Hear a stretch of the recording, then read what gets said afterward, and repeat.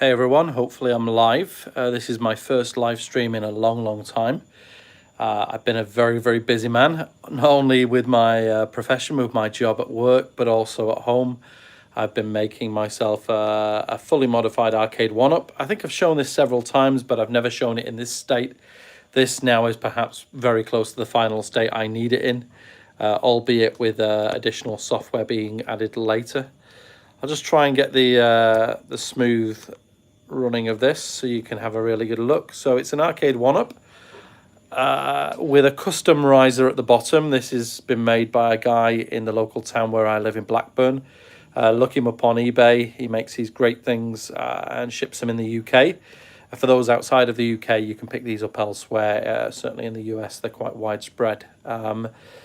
Modified buttons, modified sticks, things like that. Bluetooth pads.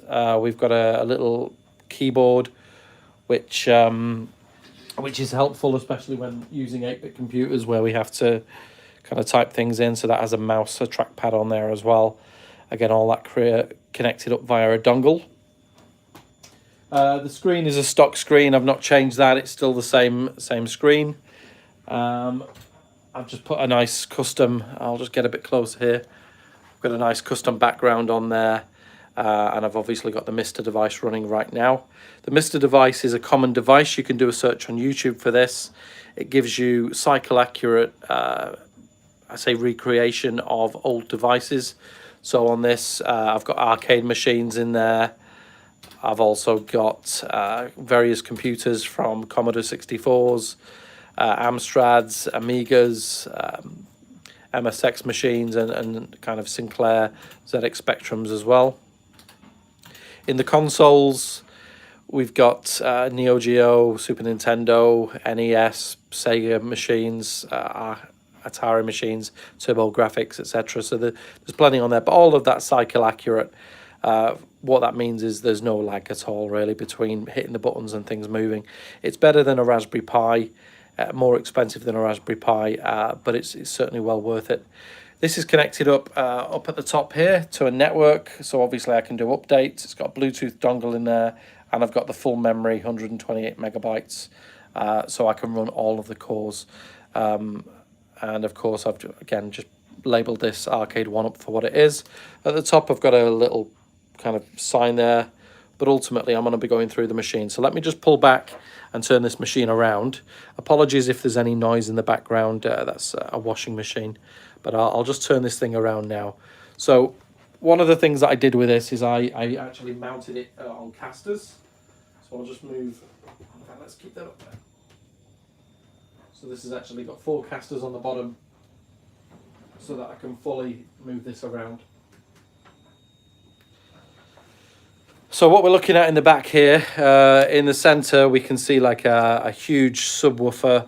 I purchased this from a local store. It just takes a line in and that gives me the sound. At the bottom, I'm going to try and zoom in for this one instead of adjusting. But in the bottom left there, where you can see the kind of purple pink HDMI, this is the actual MiSTer device. I'll just pull it out slightly. And that's, again, just ventilated via a heatsink. I've not done any special ventilation on that. The one thing I've probably done, which is a little bit different to most people, is I've purchased a switch here so I can turn the actual MiSTer device on and off like that. When the MiSTer device is off, the screen eventually turns off, and when the MiSTer device is on, that powers on and boots it.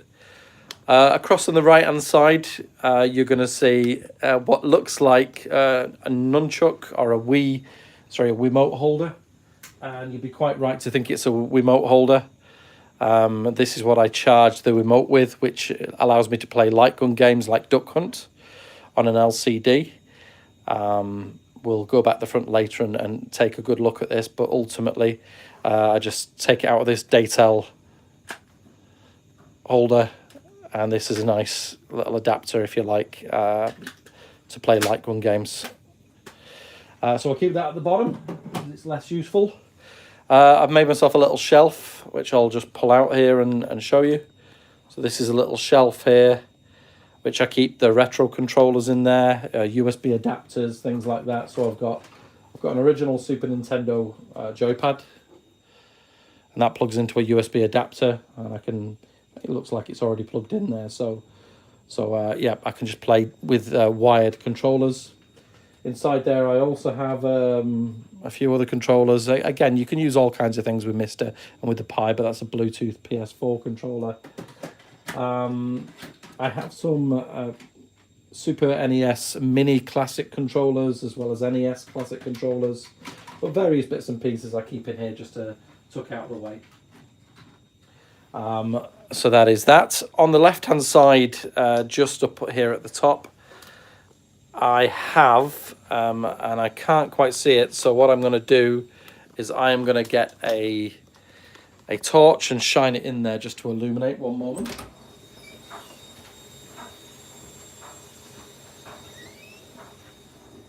There we go. So this is a USB switcher. So there's two USB outputs going into a Raspberry Pi and into a MiSTer, and then I have inputs at the top here. I'm pressing the button just at the side. So pressing this button switches between the two devices. So it means I don't have to take all of the inputs, the sticks at the front and the arcade controls, and I don't have to switch those manually in between the MiSTer device, which is at the bottom there, and the Raspberry Pi, which is just in there. So this is a Raspberry Pi 3. I do have a Raspberry Pi 4, but at this current moment, RetroPie and Emulation Station aren't officially released for it. So basically, I just kind of keep that for software emulation. Some of the kind of more powerful things like PlayStation 1 and Dreamcast. But ultimately, I use my MiSTer device most of all. So just back onto here again. So this is a Bluetooth dongle, which I use for connecting up, if you like, the Wiimote and other things. I've got a little dongle in there for the, and I know you can't see, so let me... And this is all the boring stuff, but it's probably going to answer a lot of the details later on when you're actually asking questions. So it's a 2.4 gigahertz adapter, which communicates with the keyboard and the trackpad that you saw earlier. I've got a little spare port here to plug into, and then I've got an actual USB hub coming from here to plug into the back. And in the back, if I come back around, we've got this powered hub, which I keep all kinds of things in, like a light strip. This white connection here comes up to the lights. So you'll notice I had lights on the buttons at the front. This turns those buttons on and off. Inside there again, I also have various cables coming out and going to the controls at the front. So in other words, the arcade sticks, there's two of those for those. And I've got various bits and pieces flying around. But again, all USB power, including the light that was on top, the game over light, which I have up there balanced on the back of the device. So that's pretty much everything that's inside the unit. Full modifications can be found online of kind of how to get it into some state like this. But I'm just going to give you a tour of what I can do with this setup. And again, to go through all the details would take a video that would last hours and hours and hours. And I don't think anyone wants to sit through that kind of thing. So I'll try and just give you a rough overview in the next hour-long video, I would imagine this will be. But ultimately it will cover absolutely everything that I can do. So let me now turn the unit back around and zoom out. So I'll just pull back. Okay. So just checking that the audio's on. Okay, we've got audio on.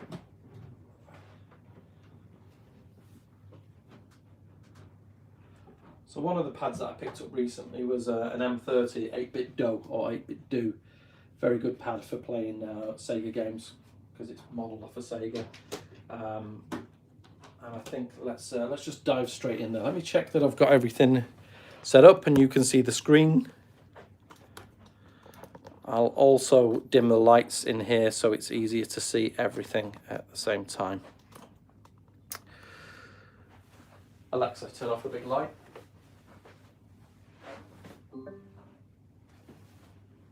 Okay, so that should be a little bit easier to see now. So as you can see, if the lights that are on the front are all powered by a USB, just going directly in there. There we go. So this MiSTer device costs about £100 or just over $100, and it allows you to run all manner of legacy old hardware. So the first thing I'll do is go and show you some of the hardware that I can use. So for instance, I could use a Super Nintendo, and this actually boots, if you like, to a hardware accurate Super Nintendo. One of the nice things about MiSTer is that you can have volume in the menu, so you can just control the volume directly from there. We don't want Nintendo chasing me, so I'll try and keep the volume of that quite low. But what it effectively means is you can play a game of Super Mario World or any other ROM. So once you've loaded the Super Nintendo, you have the option of booting directly to a ROM, or you can load other ROMs that you'd like in there. So if you like, one of the other games that I tend to play quite a lot of is F-Zero. So you can see it just loads that into memory, and there you have F-Zero running quite well. I'm not sure if you can hear the volume on that, so I will just put it up a little bit more. But it's cycle accurate, it plays absolutely fine. I can choose to play it on a joypad, a wired joypad, or using these arcade sticks that come with the arcade one-up. But as you can see, everything is absolutely, totally responsive and no issues there. So I'll just come out of that and load a different core. We'll now go into the Genesis core. And to go into the core, I'll go into the core with the actual pad. So if I just hold down at start, we've got a light on there. So now into the Genesis core. I'll load a game. And I'll go for perhaps Sonic 1, as it tends to be the classic one. Okay, there we go, Sonic the Hedgehog.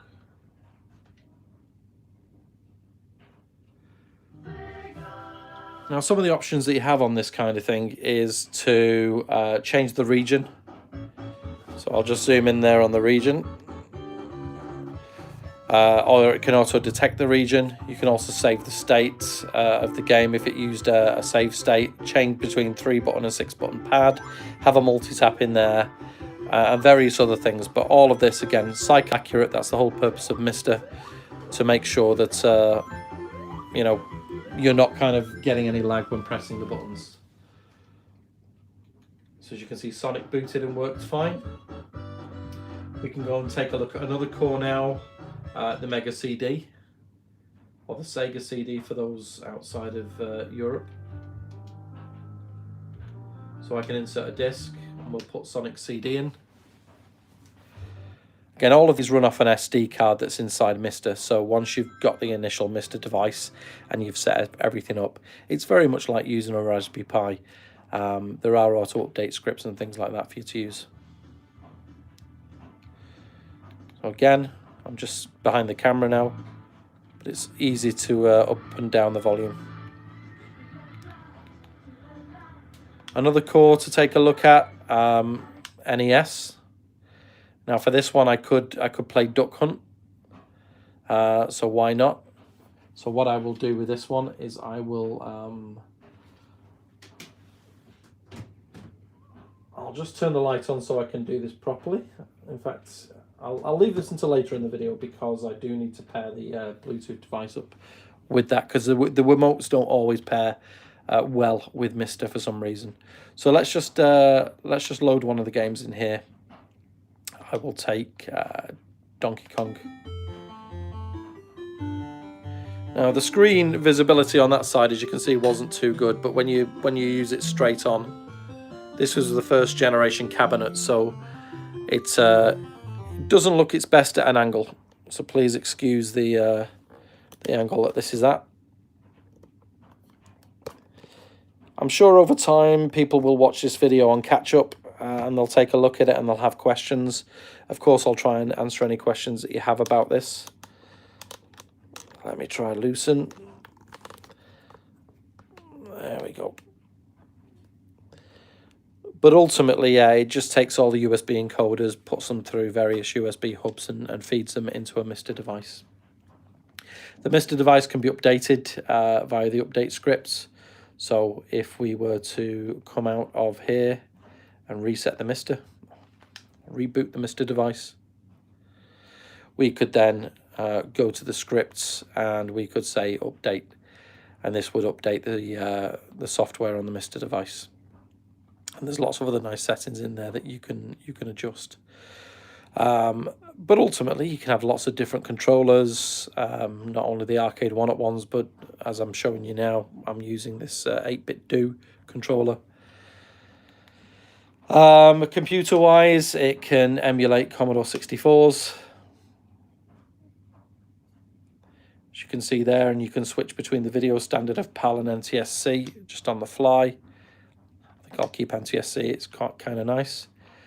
You can put a tape in, you can load it. That's why I have a keyboard out there to make it nice and easy to do that. We can swap to other cores. I can go down to a Commodore 16, I hope. There we go, nice and quick. And again, if I press buttons on the keyboard, you can see me typing in there. And you'll be able to load ROMs exactly the same way. BBC Micro. Some of these things I haven't even tested. As you can see, it looks like it's booting okay. Obviously, if I researched how to use a BBC Micro, that might be nice. Various things in here, such as the Amiga. I believe, is that still in here? Doesn't look like it at the moment, but Amstrad there, CPC. Obviously, boot ROMs are important with these, and I don't think I've got the boot ROMs in there for these right now. Let's try one last core while we're in here. We'll go for the MSX. I believe I loaded this with a virtual hard disk at some point. So it does allow us to load games. This is certainly a machine I never had. But again, you can enter the file manager here. And you could load a game from disk, US. I'm just using the controller here to do this. So I'm guessing there may have been an Outrun game for the MSX. There it is. Let's start that. So it looks like it needs to unzip that from one of the zip files in the image, and then hopefully it'll automatically run. But again, it's nice to have a keyboard in there in case it wants me to hit a letter or something like that. Looks like this is one of these actions that takes a while. You can see it's on 8% there, just at the end of the line. So you have to take my word for it that the MSX works fine on here as well. Coming out of here and taking another look, maybe let's come out all the way. There are various arcade things that you can have. There's a guy called Joe Tago. That's his, not his real name, but that's the name he goes by online. And he's currently, if you like, recreating arcade hardware in code so that it can be used on the MiSTer device. So he's working on Ghouls and Ghosts, I believe, on the CPS-1. I've got Ghosts and Goblins here, Double Dragon 2, for instance. So when I boot this, it actually boots like real arcade hardware. Again, slightly different from the Raspberry Pi in that this is actually recreating the hardware rather than emulating the software. So inserting a coin, I'm sure I can do it. There we go on the actual arcade.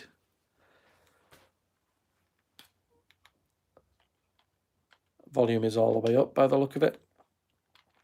Coming out of that into a different core by Joe Tago, he's done quite a lot of good ones. Ghost and Goblins is in there. So I'll load the core. Again, all buttons can be mapped, so it's not usually an issue. That's quite loud, isn't it? So nice thing is we can just bring that down a bit.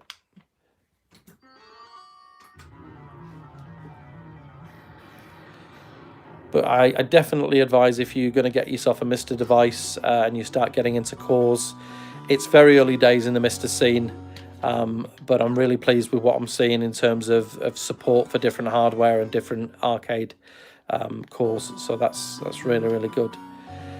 Going to come out of this now. Obviously, I'm hoping for a CPS1 core, and then this Street Fighter 2 arcade cabinet really will be brought into a life of its own. So I'm going to reboot this MiSTer device. You'll have to take my word for it that there's a whole community out there of people using MiSTer, supporting MiSTer, and it's a really, really good thing to have if you want to be into your retro computers, but without actually having to boot them. I have quite a large collection of retro consoles and computers, but obviously powering them on, you could have power issues, you could blow a capacitor, you could damage them. So I tend to just leave them in a collection, keep them in good condition, and I use the MiSTer for actually playing on these devices. So I'm going to just turn the lights on. Alexa, turn on the big light. And Alexa, turn on the big light. She listens to you when you don't want her to, and then she ignores you when you do want her to listen to you. So I'll just pull back and I will turn off the MiSTer, and I will turn on the Arcade 1-Up cabinet powered by the Raspberry Pi. So at the back here, I'm just going to flick the switch that I showed you earlier. I will now power on. Just let me check. You can see what's going on here. So I've wired all of the buttons on the front of the Arcade 1-Up. I've wired them all into the Raspberry Pi. So I've just hit the power on. There we go. So the Raspberry Pi is booting. The only thing I need to do that I was showing you early on is press the USB switch. So now I've just tapped it. All the controls now are mapped into or are plugged into the Raspberry Pi. So this is a Raspberry Pi image running on a Raspberry Pi 3 of Emulation Station and RetroPie. This does a little bit more, I think, than the MiSTer device can at this time. MiSTer is for accurate hardware recreation. The word emulation really isn't a word you can use with MiSTer because it kind of it's derogatory really to what it does. But the nice thing about, of course, the Arcade 1-Up and the Raspberry Pi is that it does emulate, and it can emulate quite powerful consoles. So the CPS1 and CPS2 hardware, as you can see here, it's all mapped to playing on the Raspberry Pi. So I'm switching now. The MiSTer's off, the Raspberry Pi's on, and everything that I have was plugged in there. So here we go. This is the Loopmaster 1944. And I'm just putting some coins in.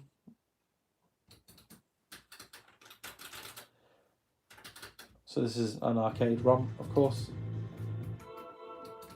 There we go. So it's nice and easy to play on these arcade machines. Now I'm just checking here, because unfortunately it looks that one of the problems I do have is when I switch the USB devices from the MiSTer to the Pi, sometimes the joysticks get switched over, so player 2 becomes player 1 and player 1 becomes player 2. But at the moment it looks like player 1 hasn't actually been hooked in. Maybe the we're going to say maybe it's on here, but it's not. So what I'll do is I'll just reboot. So I've switched off there using the off button, and I'll switch back on once it's definitely powered down with the switch. So this is just using the stock buttons that came on the Arcade 1-Up. I'm not doing anything other than I've wired this into one of the GPIO ports. I've done exactly the same with the volume control. So I've kind of stripped the wires back, put some plugs on the end and wired them into a Raspberry Pi. That allows me to control the volume and switch the Raspberry Pi on and off. I've changed the buttons on the Arcade 1-Up to these kind of HAP controllers. Sorry, these HAP buttons, these concave ones, because I find these much easier to play with. And I just installed a couple of buttons on the front there in order to insert coin. So let's see how this goes. Now, hopefully, controller 1 seems to work now. It sure does. Controller 2 seems to work. So I'll go across and I'll take a look at Hyper Street Fighter 2. And I'll come front and center now for this one. So fingers crossed when this boots, we'll be able to play some Street Fighter on the Street Fighter cabinet. And the nice thing about this ROM, of course, is it contains a lot of the different... actually, it looks as if it's still working on the other... on the player 2. And the volume is right here.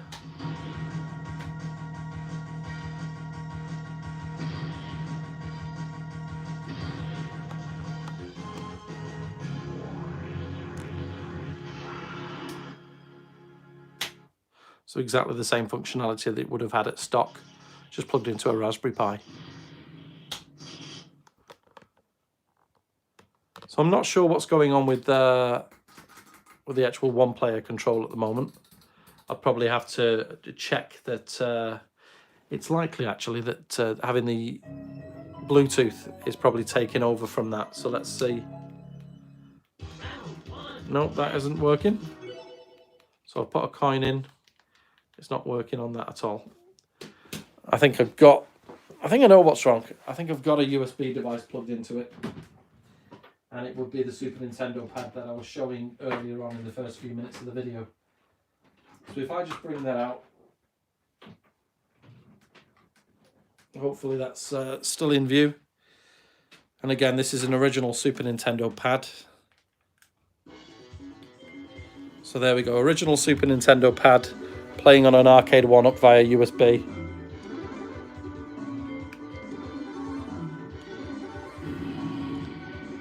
And that's Y player 1. So if I unplug this, then the sticks will eventually work as they're designed to.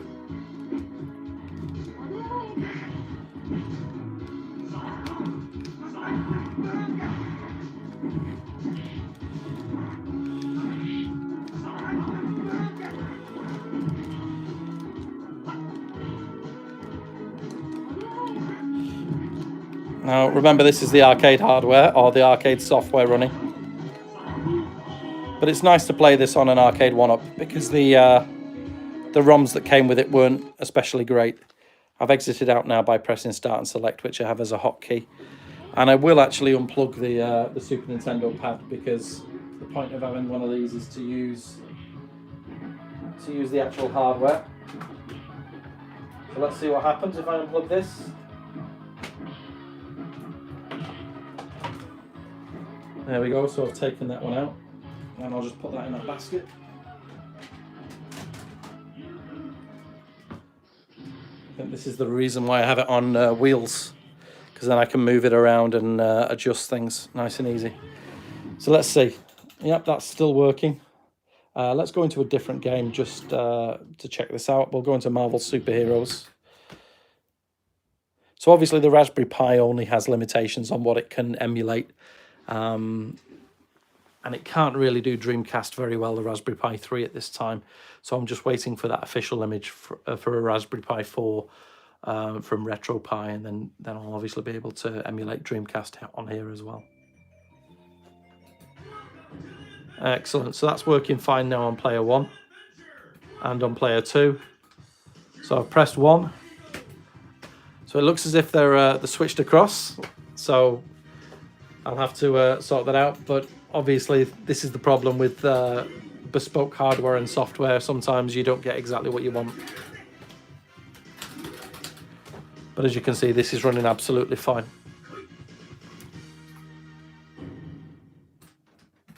So I'm just going to come back out of there and I'll show you some of the devices that I have on here. I actually had a list of all the arcade 1-up games that were available, because there's so many different arcade 1-up cabinets, so I'll put a list of them on there.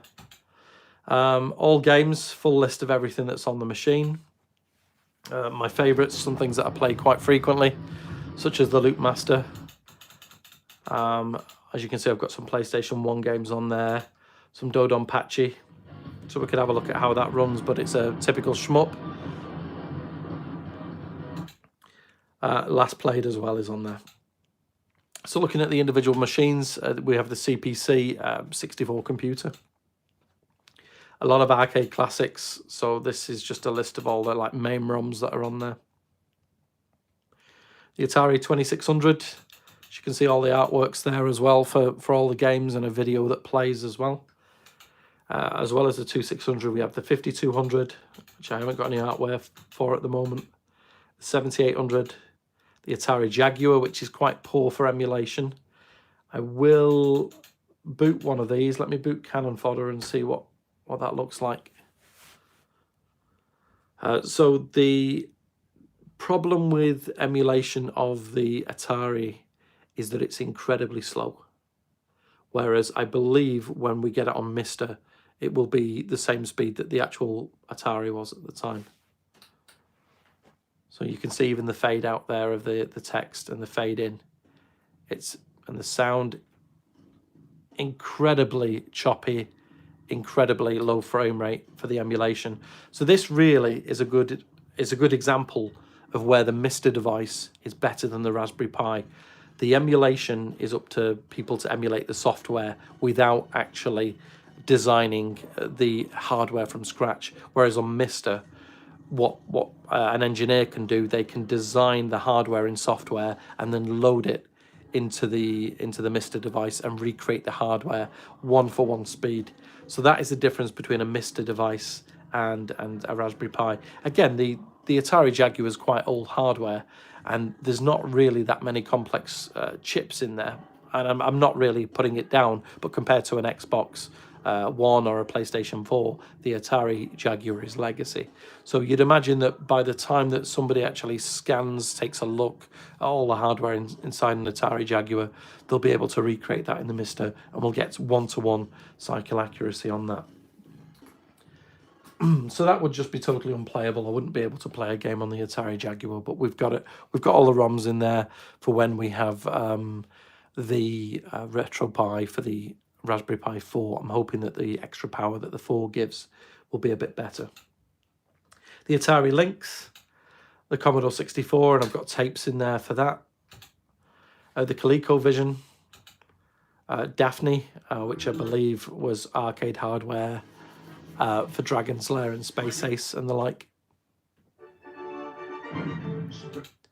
Dreamcast, I do play some Dreamcast games on here occasionally, but it is the Raspberry Pi 3. Just to show you how that looks, I'm going to boot Crazy Taxi.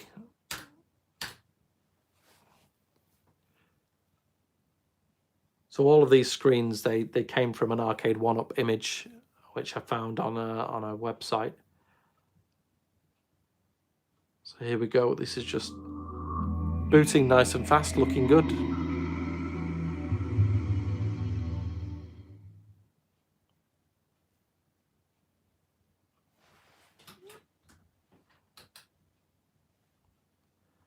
Of course, the nice thing about retro hardware is it was mostly on a 4:3 aspect ratio for display, so it really works with these cabinets. There's just a slight black amount of space at the top and a slight black amount of space at the bottom, but it works relatively well. So this is why we need a Raspberry Pi 4, because we just don't quite get full speed on a Raspberry Pi 3. It's party time, let's have some fun. Crazy Taxi, it's party time, let's have some fun. Alright, let's go make some crazy money. So of course, if I wanted to play with a Bluetooth pad or a wired pad, I could do, but we're just going to play here on the actual hardware. It's time to make some crazy money. Are you ready? Here we go. So I would say that this is unplayable in its current form. So I'm sure one of these buttons should work eventually. Yep, there we go. And of course we're playing with digital. So I'm just going to give you an idea of frame rate without picking anyone up. So this is not good. Not only from the sound point of view, but obviously from the frame rate, it just wouldn't play at all. So after Dreamcast, we'll continue along, take a look. We've got Game Gear, Game Boy, Game Boy Advance, Game Boy Color, Master System, Mega Drive or Genesis, Nintendo 64, which emulation's not as good as it should be on the Raspberry Pi 3. Neo Geo seems fine. NES, PC Engine, PSP doesn't work very well at all. PlayStation, which seems to work okay, especially for games like Ridge Racer. I will actually boot this now. We'll compare at this point, I think, Ridge Racer versus the Ridge Racer 60 frames per second version that was a bonus disc. So what I'll do is I'll boot Ridge Racer and show you that working fine.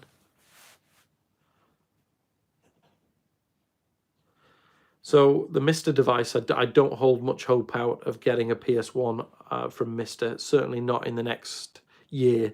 I think it's going to take a bit longer for the developers to work out exactly what they need to do in order to recreate that in MiSTer.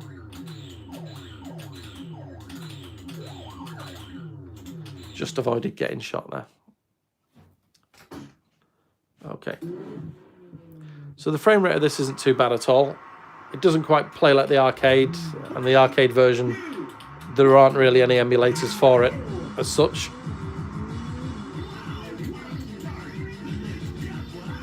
So you can see the frame rate's absolutely fine. It's about 30 frames per second, this.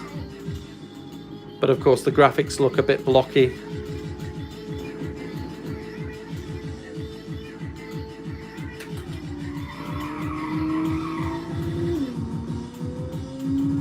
Okay, so I'll just exit out of this game now.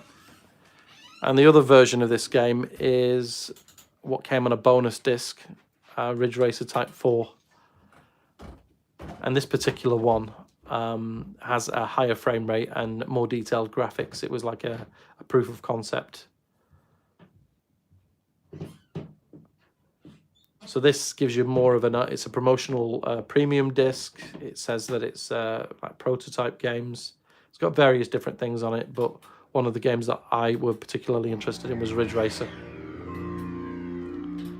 So when you take a look at this, although it would work absolutely fine on a PlayStation, you can see there's a turbo mode there, so I'll just boot that. And what you'll notice about this is the graphics are much higher resolution, much sharper over the original release of this game.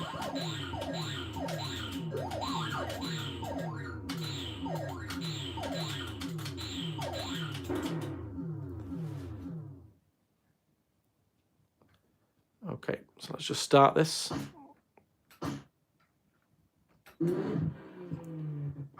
So again, you can see a higher frame rate, hopefully. 3, 2, 1, But it won't quite handle it too well. It kind of stops and starts as if it's having issues with the emulation. So it will speed up, and then it'll slow down, and then it'll speed up again. But the graphics are far better for this, and the overall frame rate is very, very smooth and silky.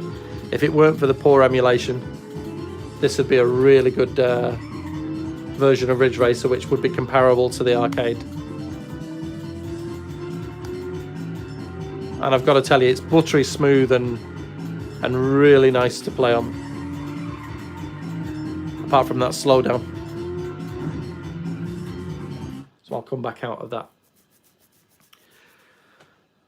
So yeah, all PlayStation games on there. We've got options for Bluetooth and things like that. 32X, which you can't get on MiSTer. SG-1000, I don't think I've seen that on MiSTer, but I'd have to double check. Super Nintendo, Sinclair, and your Capcom classics on there as well. So really, you know, if I'm kind of going to give advice about what you should do with an arcade one-up, I'd say definitely put a Raspberry Pi in there. It'll cover most bases. Most people don't really notice the kind of lag with emulation. It is there, especially if you're playing a platformer and you've got muscle memory from 20 years ago, such as what my wife has. She was having a problem with Digger T Rock with emulation, that when she was jumping, she was always timing it late, or sometimes because of the emulation, it doesn't always run late, sometimes it runs quickly. Very much like Ridge Racer that you saw, it kind of spurts a bit and then slows down and goes faster and slows down. And that's the problem with emulation. It isn't accurate. It does have some kind of like leeway of going faster and slower. But when you're using a MiSTer device, it is much better. And certainly when you can put it into something like this, it works really well. So that is the Arcade 1-Up with a Raspberry Pi in. You've seen it also with a MiSTer device in there. I will answer questions if you leave them in the comments afterwards. I appreciate this as a live video and not many people will tune in live, but hopefully once it's been on YouTube for a while, people will take a look at this and they'll maybe ask questions about how did you set up X or Y, where did you get, you know, part A from or part B from. But ultimately this is the best setup I could probably build. Forget money. Money wouldn't be an object. If I had more money, I probably couldn't do much with it. Even if I put original hardware in there, and the original hardware I tend to keep over there. So it's just really convenient having everything in one place and being able to switch between hardware and software very, very quickly without having to dig out cartridges or anything like that. So I'll just pull back now for one last shot behind the device and at the front. So as you can see, custom riser, custom buttons and sticks, different options for the input devices from Bluetooth to 2.4 gigahertz keyboards. Then at the back, I completely ripped out the speaker of the Arcade 1-Up. It wasn't very powerful at all. And I installed the kind of tower, which is just like an amplifier all in one. And that works really, really well. Then I put a Raspberry Pi in there, as we said, and I've mounted that in the back using some double-sided adhesive. So that's mounted just here. I'll go back to using the torch as well so you can see. So right here is the Raspberry Pi. This is like an encoder board that's just behind. It's very, very busy. I guess I could simplify it by taking out the bunch of pads.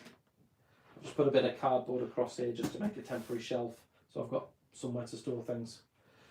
So on the left hand side, as I've said, we've got numerous things. We've got a USB switching device to switch between the MiSTer controls for the MiSTer and the controls for the Arcade 1-Up Raspberry Pi. So if I were to, and again, just let me check and see if this is on. So you can see it's on right now. I'm going to press the button to switch controls. I'll turn the MiSTer device on, and hopefully I've got HDMI switcher in here that auto detects. So what we should see on screen is the MiSTer device now come on. So if I turn the MiSTer device off, it goes straight back to the Raspberry Pi with Arcade 1-Up for software emulation. And if I turn the MiSTer device on, you can see it boots to the MiSTer device, and then we can play some games in there in hardware recreation rather than software emulation. So going down to console, one of the things I didn't show earlier maybe was the Neo Geo.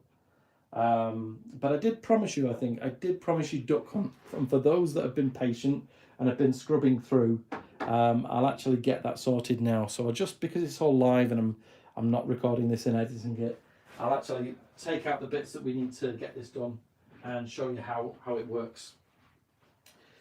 So we've got a standard Wii remote. This is a first generation one, not one of the ones with Wiimotion Plus. Basically I have both, but apparently this is the one that you should use for it. I'm just going to put this down. So what I now need to do is I need to pair this.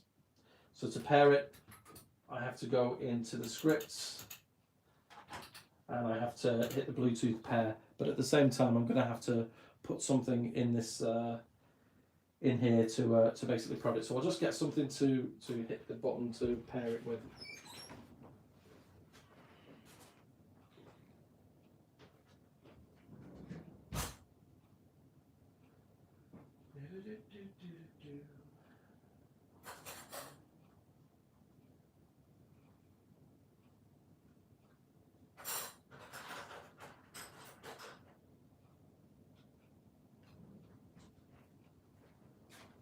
Okay, I think I located something sharp and proddy. I've got a metal chopstick here, which was a gift from a colleague. Always very useful for eating, but might be useful for actually prodding this as well. Let's see. So yeah, let me go into the scripts, say Bluetooth pair, and then it searches. So we've got the flashing lights. So I think that's just saying the battery's down at 2. And then select the Nintendo Wiimote. And it's paired to that now. You can see that the light's steady. Go back into MiSTer. We'll put this in the... we'll put that in here. There we go. So that's done. And on the device, you'll actually notice above the screen. Let me see if I can just rotate this a little bit. Just above the screen, you'll notice that there is a Wiimote sensor. In fact, it's very difficult to see, but I'm sure you can see that now. In fact, it's covering the new features slightly, but you can see there from the reflection that there is a sensor bar for the Wii. Now that is a replacement sensor bar that's powered by USB, and the nice thing about powering it by USB is you don't need a Wii or a Wii U. So I'm going to select, now that this is this paired, I'm just going to use this. I've already defined the keys. I'm going to use this to open up the NES. So now I'm just going to boot the NES. Alexa, turn off the big light. That's better. And I will load Duck Hunt. So obviously, there's always been a problem, as most people will know, with flat screen TVs and light guns and things like that. You know, it's never been possible to do it. I think it might have been just on there.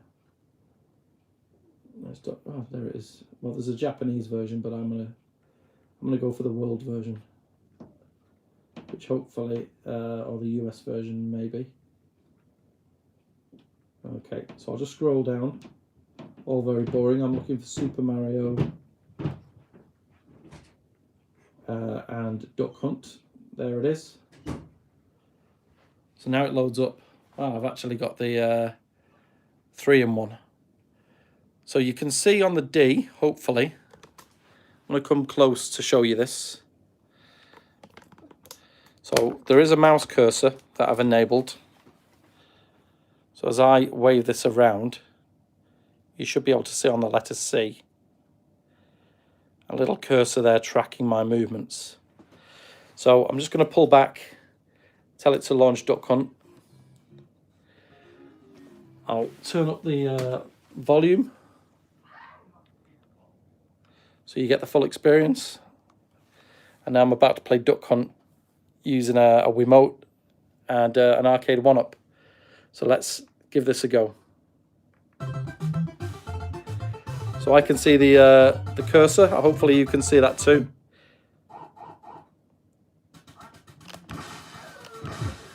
Now the biggest problem I have with this, number one, is there's a cursor and I'd rather get rid of that. But the tracking, unfortunately, tracks as if it's a much bigger screen. So when I aim off, if you like, to the left, I have to aim all the way off to actually make it move. It needs to have some kind of calibration utility on the MiSTer device, I think.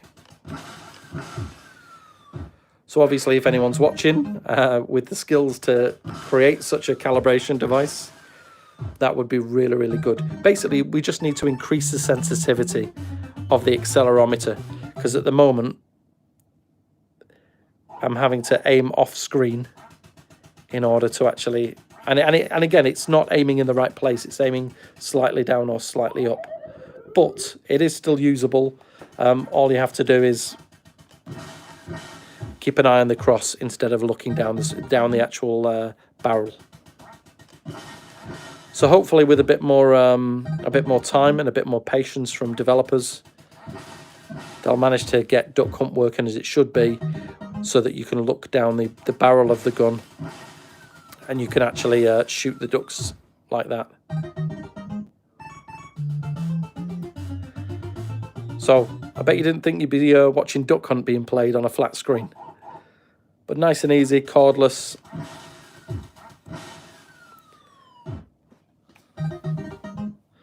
And again, it's a really, really nice, a nice handgun.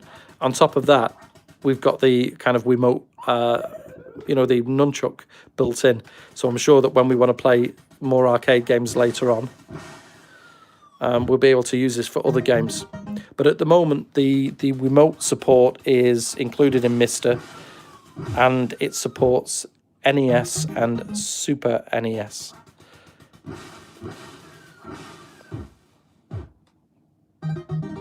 So hopefully you've tuned in, you've scrubbed through the video, you found that Duck Hunt works.